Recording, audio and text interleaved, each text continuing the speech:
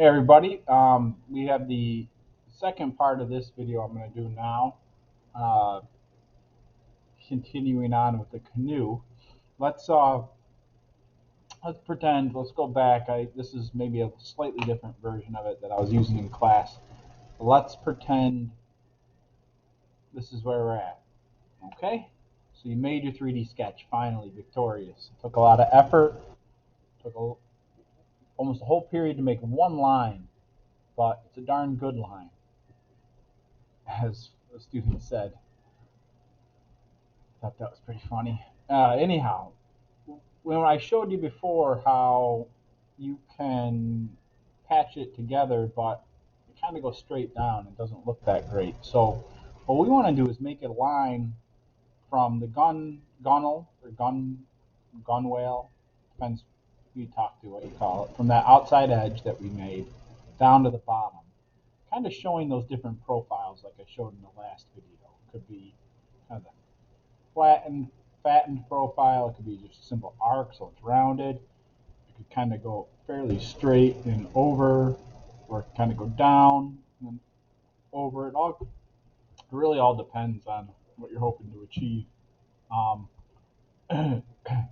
I am going to do kind of a curved shape that I'll show you here shortly. First thing we have to do is I can't do a 3D sketch here. Because watch, if I try doing a 3D sketch to make an arc from this one down, it's hard to make sure you're hitting that line, to be honest with you.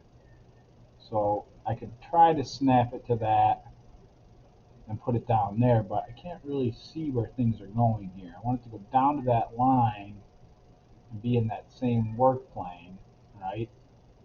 And then I could adjust it that way. I could go to this view and try to adjust it.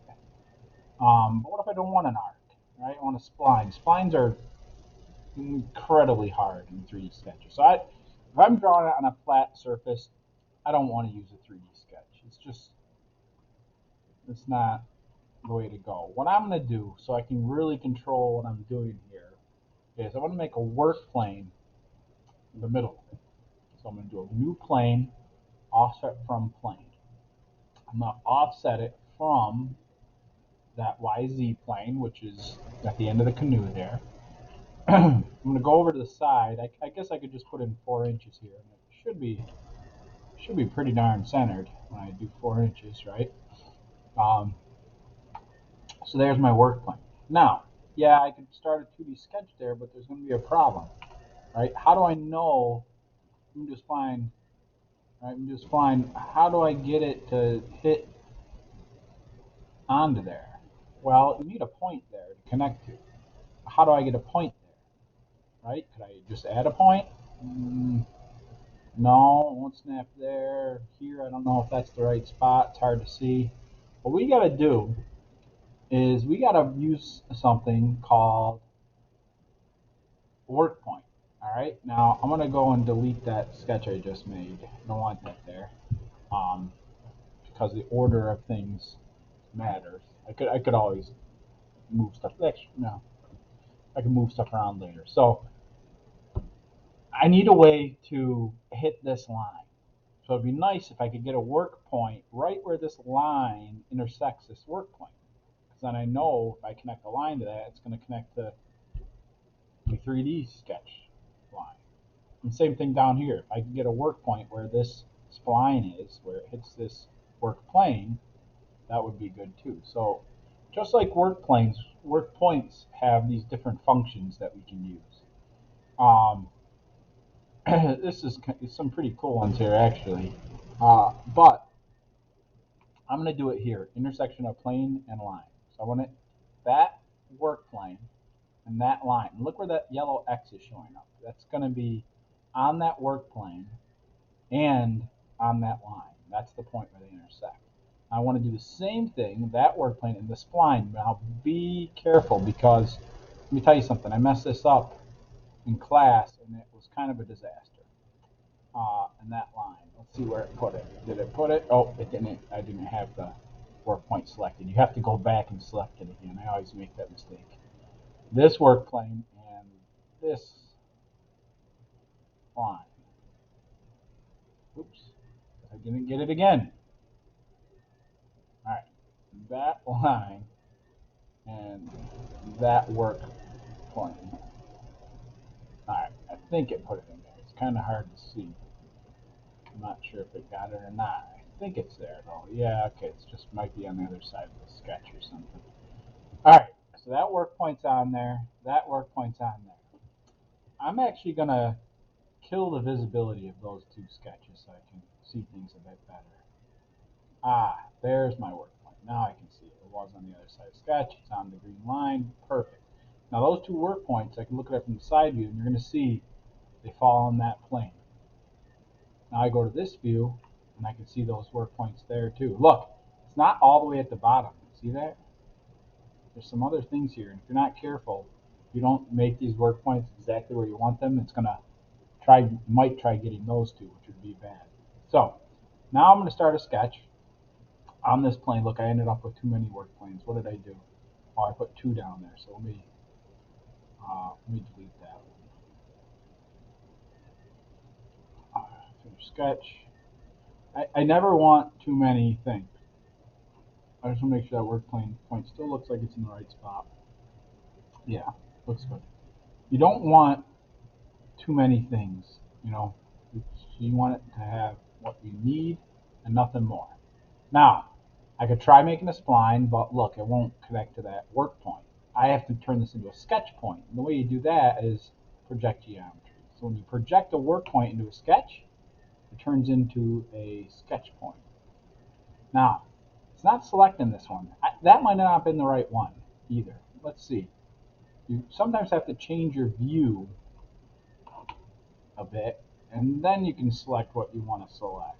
Okay, so there's that work point, and I already got that work point, I think that's the right one. Should be. All right. So now I can draw whatever shape I want between here and here. Now in class I've done this quite a few times, right, where I make it kind of an arc shape. I want to do it a little bit differently here. I want to see if I can get this to work. I'm going to make it a little bit pointed on the bottom. To do that, it's going to do something like that. Let's make it kind of pointed on the bottom. I'll see if this actually lofts. This could be interesting. Um, you know what? Let me do the basic shape first, and then I'll come back and mess with it a bit. I know better than that. All right, I kick it out a little bit here, bring it down about there, bring it over to that point I projected there. Hit OK. I'd like it to be a little bit fatter, I think, kind of go out a bit. I think I'll do that. All right, finish sketch. Now when I do my patch, right? Now when you do your patch, um, this, right? I can select this as a guide rail, and it warps the shape. But look what it does. It doesn't bend it smoothly. It bends it kind of concentrated around that point. How could It's not a smooth transition. I said, the first time I did this, I said, oh, that's terrible. That's just like a goofy bulge. So actually, what I did was I tried adding two more of these in, but that just made three bumps. I said, huh. I wonder if this would be smoother. Something else would be smoother. And I said, you know what? You know what I could do? I could loft this. All right. So now I had some problems lofting this in class. We'll see what happens. If it doesn't work here, sometimes what you have to do, and I'll show you this anyways, you got to select the surface right here. So I'm going to loft from this to this line. Yeah. See, it's not working. I can try to click a guide rail here. Right, that'll be our guide rail, and then I got to add the bottom line there. Still not working. It's not making a surface. Seems like it's not going to work. It's because of this line being visible here for some reason. I don't know why. So what we're going to do, this is yellow line's a 3D sketch. I'm going to make a new 3D sketch, and I learned this by trial and error. I learned this by trial and error, making something else, a saxophone mouthpiece that I was working on. I'm making a new 3D sketch, and what I want to do is, I don't have to draw anything. I'm just going to include some geometry. All right, I'm going to include this geometry, and I'm going to include this geometry. So I'm not going to include this top line. I don't need that for what I'm doing here. I used that to make the 3D sketch. I don't need it anymore. I'm going to hit Finish Sketch.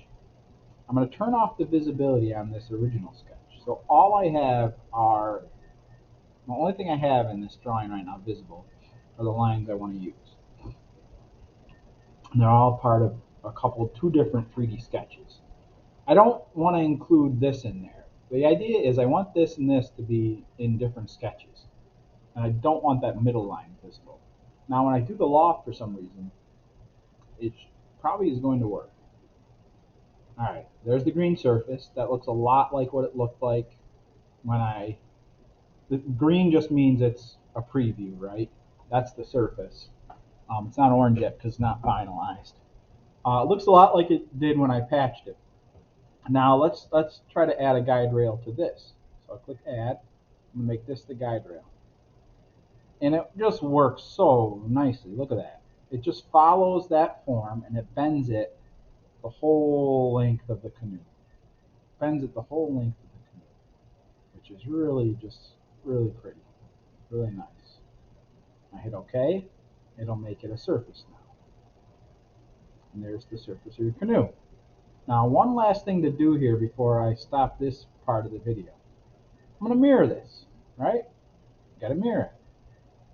I mirror this feature across, I don't know which work plane it is. I guess it's this work plane in this spot. X, Y, Z, there it is. That's the one I want, the X, Y plane. Gives us a little preview over there. Hit OK, there it is. Now, we got two different surfaces here now. We actually have 4 surface bodies total because of the ones we used for the, see this surface body is because of the 2 we used to make the 3D sketch. I want to take these, I want to stitch them together. Alright, if I try thickening this right now, I'm probably going to get an error. It's not going to, it's only doing 1/2 at a time. I could try to hit quilt. No, you'd have to do one at a time, and I want to say we are going to get some errors here. That was probably going to happen anyways, but what the general idea is, you want to stitch things together. Actually, if you stitch together surfaces that make a fully closed thing, it actually will then turn it solid.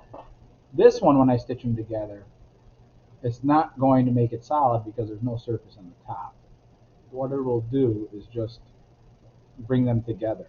And it doesn't look like it's doing anything, but it is. It's making this one stitch surface. So when I thicken it, I can hit the quilt and it will detect the whole thing. Alright, and I think I want to send it out.